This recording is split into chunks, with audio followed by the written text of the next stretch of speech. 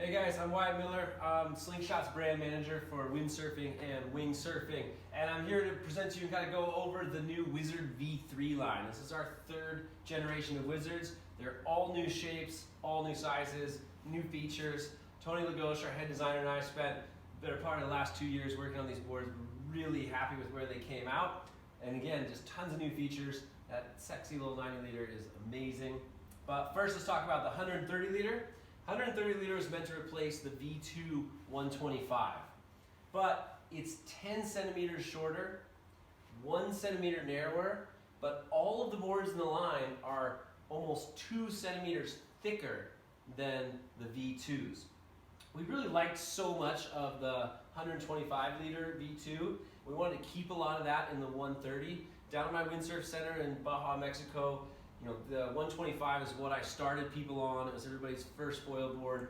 I just saw so much first-time success out of that board. We really wanted to keep a lot of the width, the stability in it. It's just such a great all-around board for almost every condition. We really wanted to keep it a lot the same. So we took 10 centimeters shorter, narrowed it up just a hair, 1 centimeter, but again, substantially thicker, 2 centimeters thicker. That's where you get the additional 5 liters of volume. We also changed the footstrap inserts around a little bit. This is set up for full outboard. There's also a slightly more inboard back foot and slightly more inboard front foot. And then what we've noticed is a lot of foilers out there are not getting in this back foot strap. Instead, their back foot is right here, just in front of the 2 back foot straps and right in the center. So we went ahead and put a foot strap right there for you guys, so you guys can get in that one. We also have one just behind it, so if you are getting your foot further back there, there's another centerline back strap just behind it. All of the boards have twin windsurf style foil tracks in the back. Tuttle is gone, Tuttle is dead. Hopefully we don't see it ever again. And that allows you just to perfectly place your center of lift of your foil, which is crucial. Especially with all the different wings and swapping out wings and swapping out foils, you have to be able to adjust your center of lift with that twin foil track. Then we got the 114 liter. This replaces the old 105 liter. And Tony and I really wanted to kind of make a more high performance one, less formula style, where you don't have to step all the way across. So we really narrowed it up. And it's just a lot livelier than the 105, being that much narrower. It's the exact same length as the old 105, but again, 10 centimeters narrower, so it's less affected by the wind during carves. You don't have to step as far across to carve. It's just kind of livelier and a whole lot more fun, more of a bump and jump board. Again, it's 2 centimeters thicker, and it comes with a wide array of foot strap options. If this doesn't remind you of old school longboard windsurfing, I don't know what does, but I threw all the foot strap insert locations on there just so I could kind of point them all out and show them to you. So if you're a racer ripping around fast, outboard foot straps is obviously your way to go. Again, a lot of people aren't getting into this back foot strap, so we put a forward center one there for you. Also full back center in case you want to be kind of more bump and jump and just center line in the back. If I'm going to ride this board, I'm more of a freestyle bump and jump guy, so I'm going to go with the more inboard straps, significantly inboard front foot, and I'd probably go with just this rear centerline back strap, make it kind of a bump and jump wave riding slashing board.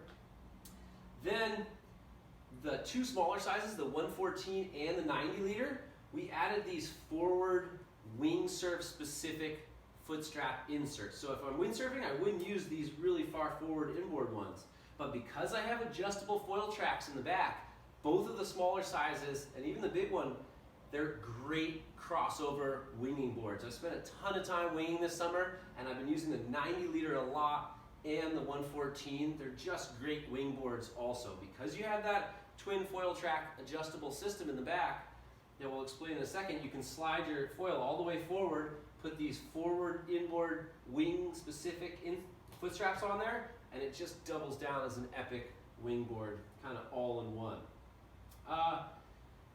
Just a really great board. We were happy with where it came out with, just a lot more lively than the old 105. Then we've got the Wizard 90 liter, and this thing is a gem. This is the board that when you give it to your team riders to test out, and get some feedback, you get the feedback, but you don't get the board back. They won't give it back to you. It's really hard to get anybody off this board.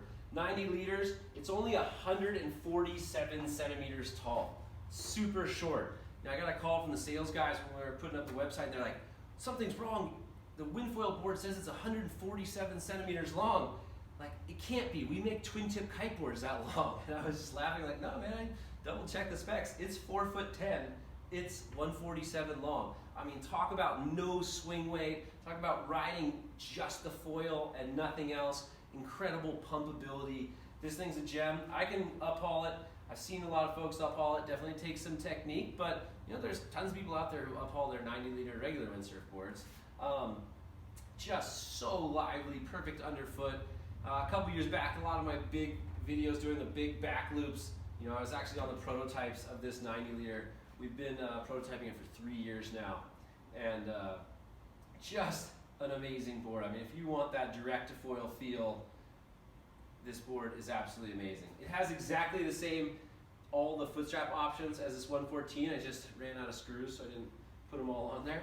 And both of these boards, or all of these boards, come with windsurf mass track style quick release foil track. So Tuttle is dead.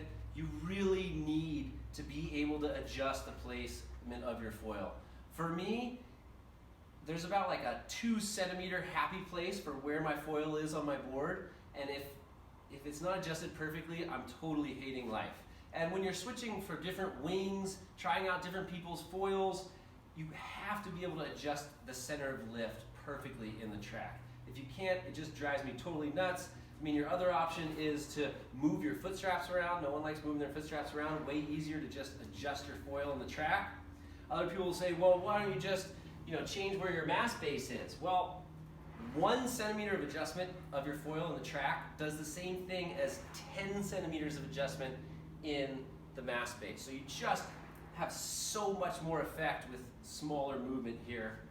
Every single other foil sport is using these twin tracks because they understand that we need that adjustability, and why windsurfing chose to go with a Tuttle, like a 1985 windsurf technology, instead of making it compatible with the rest of the foil world, blows my mind. So Tuttle's dead. You've got to have track. You've got to be able to perfectly place that center of lift just for you and just for how you like to set up your foot straps. It's absolutely key. So it's got the big cutout here at the back, just like the universal there. So it's exactly the same. You can, just like a 2-bolt Chinook base for your mass base, you can take your whole foil off and put your whole foil on without removing the bolts from your pedestal. You know, obviously you've got to push up on the back ones, slide the front ones in, and then let the back ones drop in to get it in. The opposite to get it out. Slide it back here, pull the back ones up, get them out of the way, and then you can slide it out. So you can totally put your whole pedestal on and take it off without removing the bolts all the way from the pedestal, which is totally key. And you just, being able to perfectly place your center of lift for your riding style, your sail, your foil is absolutely key. So Tuttle is no more, and if you're worried about compatibility, this is the most compatible system. If you own a foil that's, you know, medium Tuttle or full deep Tuttle, there's tons of Tuttle to track adapters on the market. They're not too expensive.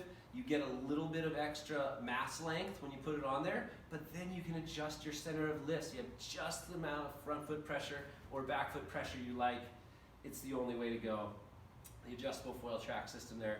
So yeah, Tony Lagos and I have been ripping these things up all summer, having a total blast. Really excited with how they came out and just having all the options. I know there's so many people out there who really like having their back foot in the middle, a little forward, or all the way back. We got you covered. Wizard V3, you're gonna love it. You should try out the 90 choice. So I have got a lot of comments on people who are worried about the 114 being 10 centimeters narrower than the old 105 and wondering if it would still pop up onto foil as easy or how, you know, easy or hard it was to slog. And all winter I had both these boards on the rack at my windsurf center. So I had tons of guests using both of them, and I'd always quiz everybody, you know, hey, what did you think of it compared to the 105? And really nobody said that it was harder to slog or didn't get up on the foil as easy as the 105. Everybody was like super surprised that the 114 felt just as stable when you're standing on it slogging and released from the water just as fast as the 10 centimeters wider old 105. There's something about that thickness that has you sitting higher on the water, so it feels easier to bounce the board off the water and up onto a foil.